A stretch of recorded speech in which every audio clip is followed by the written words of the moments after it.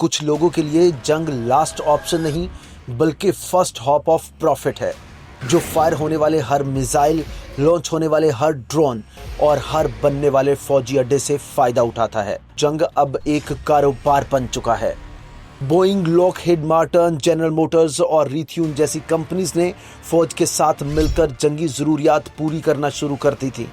फौजी बजट जंग के बाद कम होने की बजाय मुसलसल बढ़ता गया। हथियार बनाने वाली फैक्ट्रियां उन इलाकों में लगाई गईं जहां से ताकतवर सियासतदान इलेक्शन लड़ते थे। सिर्फ साल 2022 में लॉकहीड मार्टिन को 45 अरब डॉलर से जायद के कॉन्ट्रैक्ट्स मिले, रिथ्यून को 20 अरब डॉलर, जबकि बोइंग और नॉर्थरोप ग्रूमैन को दसियों अरब डॉलर कॉन्ट्रैक्ट्स की शक्ल में दिए गए। इस जंग में खुद अमेरिकन फौज तो मैदान में नहीं उतरी, लेकिन अमेरिकन डिफेंस इंडस्ट्री फौरन हरकत में आ गई।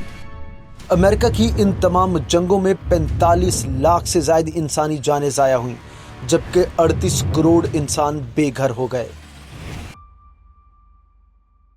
हमें सिखाया गया है कि जंग मजबूरी में की जाती है, यह किसी भी मसले का आखिरी हल होता है। लेकिन कुछ लोगों के लिए जंग लास्ट ऑप्शन नहीं बल्कि फर्स्ट हॉप ऑफ प्रॉफिट है। हर वो जंग जिसमें अमेरिका शामिल होता है, उसके पीछे बिलियनर्स का एक ऐसा ताकतवर नेटवर्क मौजूद होता है जो फायर होने वाले हर मिसाइल, लॉन्च होने वाले हर ड्रोन और हर बनने वाले फौजी अड्डे से फायदा उठाता है। ये कोई साजिशी कहानी नहीं है, बल्कि ये एक पूरा सिस्टम है। एक ऐसा सिस्टम जिसमें जंगें मार्केट डिमांड पैदा करती हैं और बड़ी बड़ी कॉरपोरेशंस इसकी सप्लाई देती हैं। एक ऐसा निज़ाम जहां सियासी रहनुमा हर साल सैकड़ों अरब डॉलर का डिफेंस बजट मंजूर करते हैं और ये तमाम रकम बराह रास्त प्राइवेट डिफेंस कंपनीज की जेब में चली जाती है। ये कंपनियां सिर्फ हथियार ही नहीं बनाती, बल्कि ये पॉलिसीज पर भी असर अंदाज होती हैं, पॉलिटिकल कैंपेन्स को फंड करती हैं और सियासी क़यादत से ऐसे फैसले करवाती हैं जो इस वार गेम को जारी रखते हैं। इस एपिसोड में हम देखेंगे कि ये सिस्टम, जिसे मिलिट्री इंडस्ट्रियल कॉम्प्लेक्स कहा जाता है, ये एस्टेब्लिश कैसे हुआ, कैसे साबिक American generals in defence companies के एग्जीक्यूटिव्स बने और वही कंपनीज जो अमेरिका की हर जंग के पीछे खड़ी होती हैं, अब किस तरह अमेरिका के मुस्तकबिल का तयन भी यही कंपनीज कर रही हैं। क्योंकि अमेरिका में जंग अब सिर्फ कौमी सलामती का मामला नहीं रही, बल्कि वहां जंग अब एक कारोबार बन चुका है। मिलिट्री इंडस्ट्रियल कॉम्प्लेक्स की इस तरह पहली बार अमेरिकन प्रेसिडेंट डीवाइट आइजनहोवर ने 17 जनवरी 1961 को अपने अलविदाई खिताब में इस्तेमाल की थी। एक 5 स्टार जनरल और वर्ल्ड वार 2 का जंगी हीरो होने के बावजूद उन्होंने अपनी आखिरी तकरीर में अमेरिकन अवाम को इस खतरे से खबरदार किया था। हमें मिलिट्री इंडस्ट्रियल कॉम्प्लेक्स की बेजा ताकत के हुसूल से चौकन्ना रहना होगा। ये ताकत तबाही ला सकती है और हमेशा के लिए मुसल्लत रह सकती है। We should take nothing for granted. Only an alert and knowledgeable citizenry can compel the proper meshing of the huge industrial and military machinery of defense with our peaceful methods and goals. लेकिन वो आखिर American अवाम को किस तबाही और तसल्लुस से खबरदार कर रहे थे? असल में दूसरी जंग अजीम के दौरान अमेरिकन हुकूमत ने प्राइवेट कंपनीज से मिलकर टैंक, तैयारे, हथियार और वर्दियां बनाने की एक प्राइवेट डिफेंस इंडस्ट्री खड़ी करती थी। Boeing, Lockheed Martin, general Motors और रिथ्यून जैसी कंपनीज ने फौज के साथ मिलकर जंगी जरूरियात पूरी करना शुरू कर दी थी। और ये पार्टनरशिप जंग के बाद भी खत्म नहीं हुई, बल्कि अब एक नया खतरा था, सोवियत यूनियन। इसी खतरे को जवाब बनाकर अमेरिका ने डिफेंस अखराजात भी बढ़ा दिए और फौजी बजट जंग के बाद कम होने की बजाय मुसलसल बढ़ता गया। और यूं अमेरिकन सियासतदान, डिफेंस कंपनीज और फौजी क़यादत तीनों के दरमियान एक परमानेंट इत्तेहाद बन गया। 1950 की दिहाई तक एक पैटर्न बन चुका था। अमेरिकन कांग्रेस बड़े बड़े डिफेंस बजट पास करती थी, प्राइवेट कंपनीज को महंगे कॉन्ट्रैक्ट्स मिलते थे, अमेरिकन जनरल्स रिटायर्ड होकर इन कंपनीज में एडवाइजर बन जाते थे और लॉबिस्ट इस निज़ाम को जारी रखने के लिए कानून साजी पर असर अंदाज होते थे।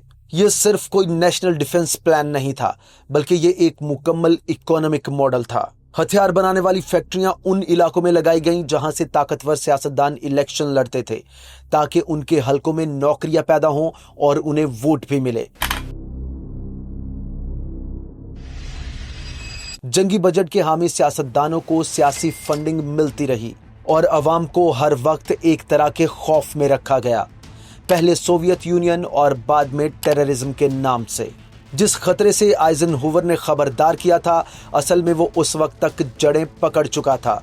अब जंग महज दिफा का मामला नहीं रही थी, ये एक सियासी और इंडस्ट्रियल कारोबार बन चुकी थी। अमेरिका के मिलिट्री इंडस्ट्रियल कॉम्प्लेक्स का सबसे ताकतवर किरदार वो प्राइवेट कंपनीज हैं जिन्हें डिफेंस कॉन्ट्रैक्टर्स कहा जाता है। ये सिर्फ हथियार बनाने वाली कंपनियां नहीं, बल्कि अमेरिकन मिलिट्री पॉलिसी में शराकतदार बन चुकी हैं। Lockheed Martin, Raytheon, Boeing, General Motors और नॉर्थरोप ग्रूमैन डिफेंस कॉन्ट्रैक्टर्स में चंद सबसे बड़े नाम हैं। लड़ाका तैयारे, मिसाइल, सर्विलेंस सिस्टम्स, बहरी जहाज और बहुत कुछ बनाने के लिए ये कंपनियां हर साल अरबों डॉलर के कॉन्ट्रैक्ट्स हासिल करती हैं।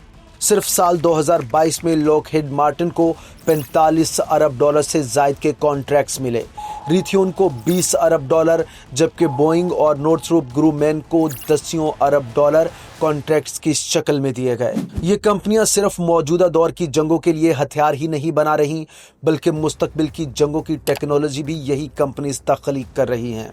मिसाल के तौर पर लॉकहीड मार्टिन का F-35 lightning II programme human history का महंगा तरीन वेपन सिस्टम है। इस एक तैयारे की कीमत तकरीबन $80 मिलियन है और इस पूरे प्रोजेक्ट की लागत $1.7 ट्रिलियन से भी ज्यादा है। लेकिन ये कहानी यही खत्म नहीं होती। असल में यही कंपनीज रिटायर्ड होने वाले अमेरिकन जनरलों को अपने बोर्ड्स में शामिल करती हैं, थिंक टैंक्स को फंड करती हैं और हुकूमती पॉलिसीज पर असरअंदाज होने के लिए हर साल कांग्रेस में करोड़ों डॉलर की लॉबिंग की जाती है। सिर्फ साल 2023 में ही डिफेंस इंडस्ट्री ने वॉशिंगटन में $120 मिलियन से ज्यादा लॉबिंग पर खर्च किए और सिर्फ अकेले लॉकहीड मार्टिन ने $13 मिलियन से ज्यादा खर्च किए। ये इन्वेस्टमेंट इन कंपनीज को मजीद बजट दिलवाती है और ज्यादा हथियारों की डिमांड बनाती है और डिफेंस अखराजात को कम करने की किसी भी कोशिश को रोक देती है। और इस सब का नतीजा ये निकला है कि जंग अब सिर्फ एक सियासी फैसला नहीं रहा, बल्कि कारोबार का मौका बन चुका है। हर तनाज़ा मुनाफा का जरिया बनता है। जितना अमेरिका जंग लड़ता है या जंग की तैयारी करता है, उतना ही ये कंपनीज मजबूत होती हैं। यहाँ तक कि जब अमेरिका यूक्रेन या इसराइल को फौजी इमदाद देता है, तो वो रकम असल में इन्हीं कंपनीज के नए हथियार खरीदने पर खर्च की जाती है। डिफेंस कॉन्ट्रैक्टर्स आज सिर्फ जंग के सप्लायर्स नहीं, बल्कि पार्टनर बन चुके हैं और यही वो चीज है जो सब कुछ बदल देती है। अमेरिकन फौज और डिफेंस कंपनीज के दरमियान ताल्लुक सिर्फ मईशत तक महदूद नहीं, बल्कि ये रिलेशन गहरी सियासी बुनियादों पर कायम है। इस पूरे निज़ाम का मरकज अमेरिकन कांग्रेस है, वो इदारा जो डिफेंस बजट मंजूर करता है, जंगी कार्रवाई की इजाज़त देता है और ये तय करता है कि अवाम के टैक्स का पैसा कहाँ खर्च किया जाएगा। लेकिन कांग्रेस कोई गैर जानिबदार स्पेक्टेटर नहीं है, बल्कि इस जंगी कारोबार का बराह रास्त पार्टनर है। चाहे रिपब्लिकन हो या डेमोक्रेट, हर पार्टी में ऐसे अरकान कांग्रेस मौजूद हैं जो डिफेंस कंपनी से कैंपेन डोनेशंस लेते हैं, ऐसे हलकों की नुमाइंदगी करते हैं जहां मिलिट्री बेसिस या हथियार साज फैक्ट्रियां मौजूद हैं, और ये लोग वही कानून मंजूर करते हैं जिनसे डिफेंस इंडस्ट्री को फायदा होता है। सिर्फ साल 2022 में डिफेंस कॉन्ट्रैक्टर्स ने $30 मिलियन से ज्यादा रकम कांग्रेस मेंबर्स को कैंपेन डोनेशंस की शक्ल में दिए। हाउस आर्म्ड सर्विस कमेटी और senate defence appropriation sub committee जैसे बाअसर इदारों में बैठे कांग्रेसमैन को सबसे ज्यादा रकम दी गई है, यानी वही लोग जो डिफेंस बजट को कंट्रोल करते हैं। नतीजा एक मुकम्मल परफेक्ट सर्कल।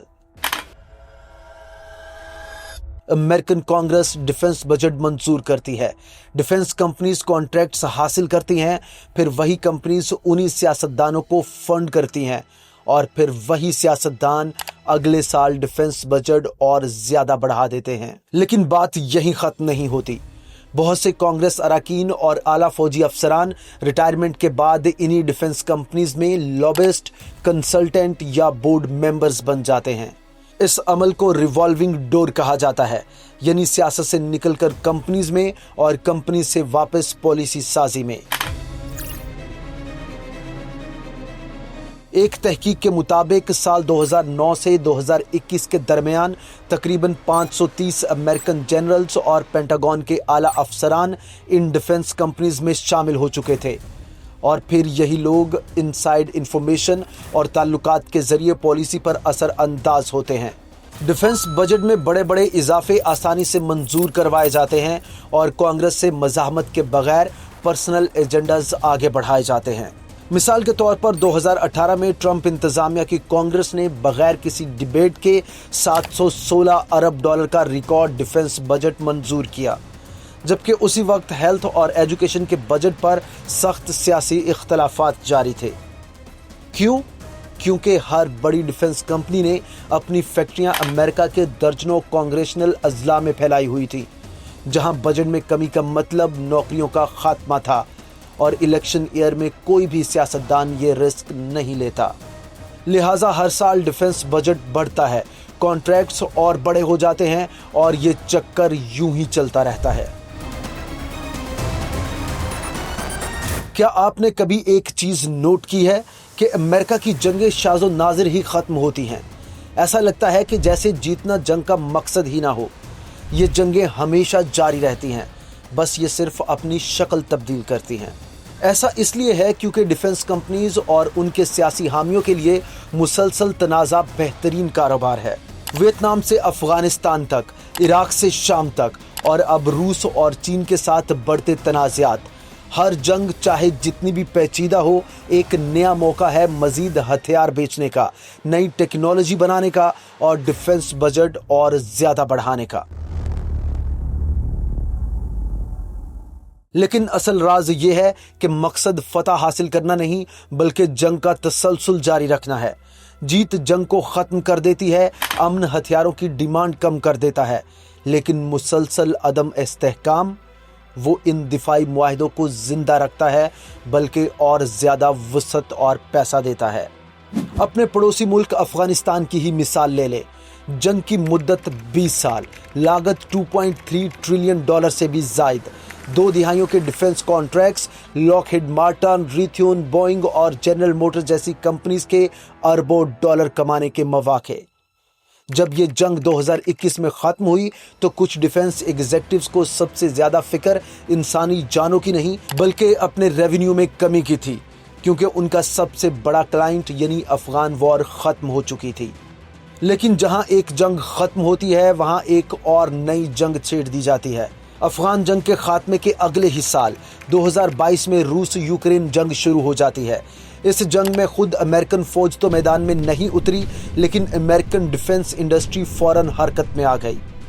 یوکرین کو ہتھیار، ٹریننگ اور ٹیکنالوجی فراہم کی گئی، اور 2023 تک امریکن کانگریس نے یوکرین کے لیے $113 ارب سے زائد کی امداد منظور کر دی۔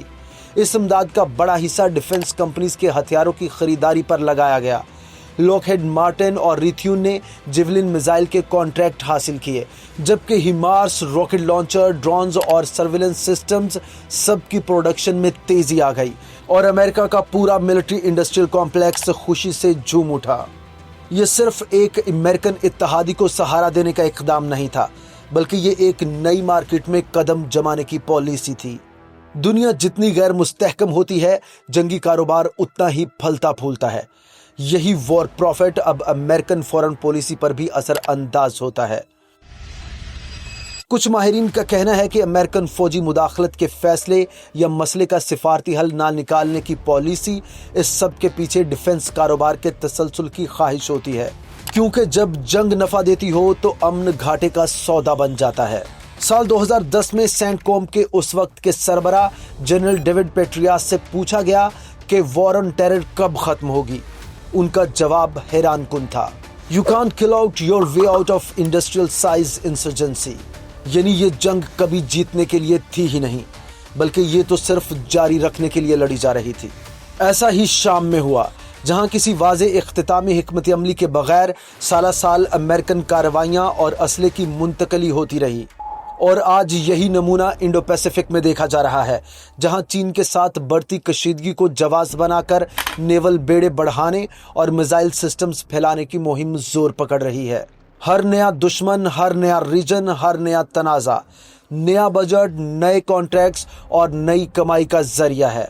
और यूं बनता है war as a business model एक स्ट्रेटेजिक एसेट। जहां एक तरफ डिफेंस कंपनीज मुनाफा कमा रही हैं, शेयर होल्डर्स खुशी मना रहे हैं, वहीं कोई दूसरा इसकी कीमत चुका रहा है। किसी भी जंग में सबसे पहले मुतासिर होते हैं फौजी जवान और उनकी फैमिलीज। अक्सर वो नौजवान, मर्द और खवातीन जो गरीब या मतवस्त घराने से आते हैं, उन्हें ऐसी जंगों में झोंक दिया जाता है जो कभी उनकी थी ही नहीं। 9/11 के बाद शुरू होने वाली जंगों में 7,000 से ज्यादा अमेरिकन फौजी हलाक हो चुके हैं। लेकिन इससे भी ज्यादा हौलनाक हकीकत यह है कि 30,000 से ज्यादा अमेरिकन फौजी और साबिक अहलकार खुदकुशी कर चुके हैं। यानी जंगी मैदान में मरने वालों से कहीं ज्यादा फौजियों ने